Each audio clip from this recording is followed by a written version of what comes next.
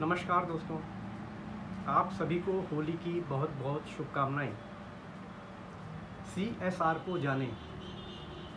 हमारी इस श्रृंखला की तीसरी कड़ी में आज हम बात करेंगे कॉरपोरेट सोशल रेस्पॉन्सिबिलिटी एक्टिविटीज़ की डेफिनेशन के बारे में।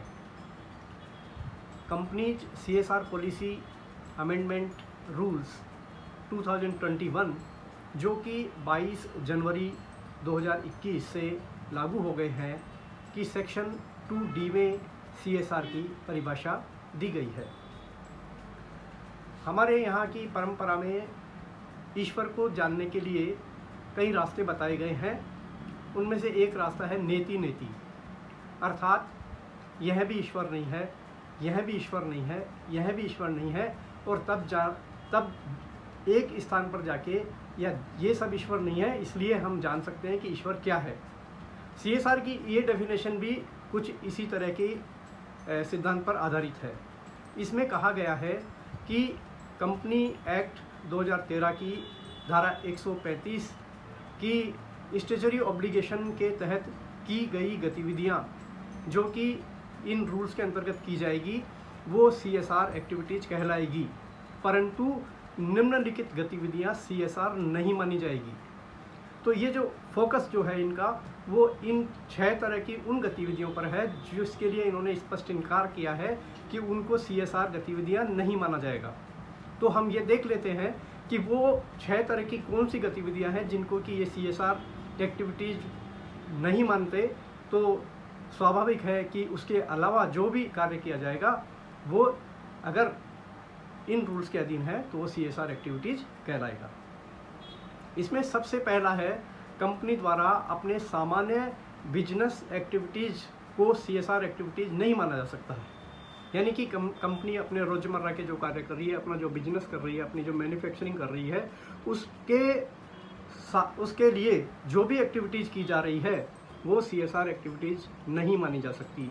परंतु इसका एक अपवाद भी दिया है जो कि MCA ने पहले एक नोटिफिकेशन भी इसके लिए जारी किया था और रूल्स में इस अपवाद को उन्होंने रखा है, और वो अपवाद है कोविड-19 नामक जो महामारी विश्व में इस वक्त फैली हुई है उससे संबंधित रिसर्च एंड डेवलपमेंट यदि कोई कंपनी करती है और उस कंपनी का सामान्य जो बिजनेस है वो भी इसी से रिलेटेड है, मेडिसिन से रिलेटेड है, हेल्थ एक्टिविटीज़ से रिलेटेड है, तो उन रिसर्च एंड डेवलपमेंट एक्टिविटीज़ पर किया गया खर्च 2023 तक CSR एक्टिविटीज़ माना जाएगा। उसके लिए कुछ कंडीशंस इन्होंने रखी है कि वो जो रिसर्च एक्टिविटीज़ है वो जो अनुदान प्राप्त यूनिवर्सिटीज़ है, भारत की जो IITs है और जो मेडिकल रिसर्च एसोसिएशन है उसके साथ में मिलकर ये करनी होगी या उनके सहयोग से करनी होगी, तो वो CSR एक्टिविटीज़ ही मानी जाएगी, भले ही वो कंपनी हेल्थ सेक्टर से जुड़ी हुई हो और ये इस तरह की एक्टिविटीज़ करना उसके सामान्य बिजनेस व्यवहार का ही अंग हो। ये एक अपवाद है, लेकिन इसके अतिरिक्त कोई भी कंपनी अपने बिजनेस से रिलेटेड कोई भी एक्टिविटीज़ अगर करती है तो उसको CSR एक्टिविटीज़ नहीं माना जाएगा। नंबर 2, दूसरी जो अपवाद है वो इन्होंने बताया है कि भारत के बाहर की जाने वाली कोई भी एक्टिविटी CSR एक्टिविटी नहीं मानी जाएगी। अर्थात सरकार का ये मानना है कि कॉरपोरेट सोशल रेस्पॉन्सिबिलिटी पर जो भी खर्च किया जाए वो भारत के अंदर ही किया जाए। परंतु यहाँ भी एक अपवाद उन्होंने दिया है और वो ये है कि राष्ट्रीय स्तर पर या अंतर्राष्ट्रीय स्तर पर यदि किसी खिलाड़ी ने भारत का या राज्य या केंद्र शासित प्रदेश का प्रतिनिधित्व किया है और उसको उसकी ट्रेनिंग पर खर्च करने के लिए यदि भारत से बाहर भी कोई कंपनी खर्च करती है, उसकी ट्रेनिंग का दायित्व लेती है और उससे संबंधित कोई खर्च भारत से बाहर करती है, तो उसको भी CSR एक्टिविटीज़ माना जाएगा। तो भारत में खेलों को बढ़ावा देने के लिए ये एक अच्छा कदम है। नंबर 3 है कि किसी भी पॉलिटिकल पार्टीज को दिया गया कोई भी कंट्रीब्यूशन, कोई भी चंदा, कोई भी अनुदान, कोई भी दान CSR एक्टिविटीज़ नहीं माना जाएगा, ये स्पष्ट है। नंबर 4 है अपने एम्प्लॉइज़ पर किया गया कोई भी खर्च, एम्प्लॉइज़ के बेनिफिट के लिए किया गया कोई भी खर्च CSR एक्टिविटीज़ में शामिल नहीं होगा।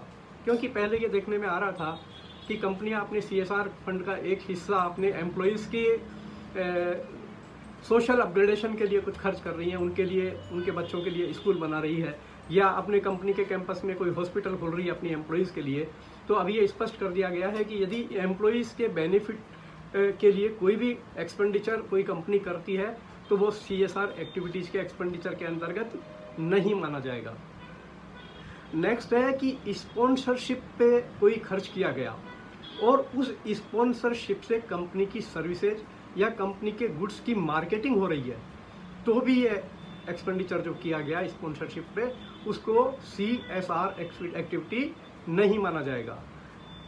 जैसे कि किसी कंपनी ने किसी फुटबॉल टीम को स्पॉन्सर किया, किसी क्रिकेट टीम को स्पॉन्सर किया, और वहाँ पर वो अपना पूरा प्रचार प्रसार कर रहे हैं और अपना उनका लोगो आ रहा है, ड्रेस पर उनके प्रोडक्ट्स या सर्विसेज की डिटेल आ रही है, तो उस केस में ये स्पष्ट किया गया है कि इसको CSR एक्टिविटीज़ के अंतर्गत नहीं माना जाएगा।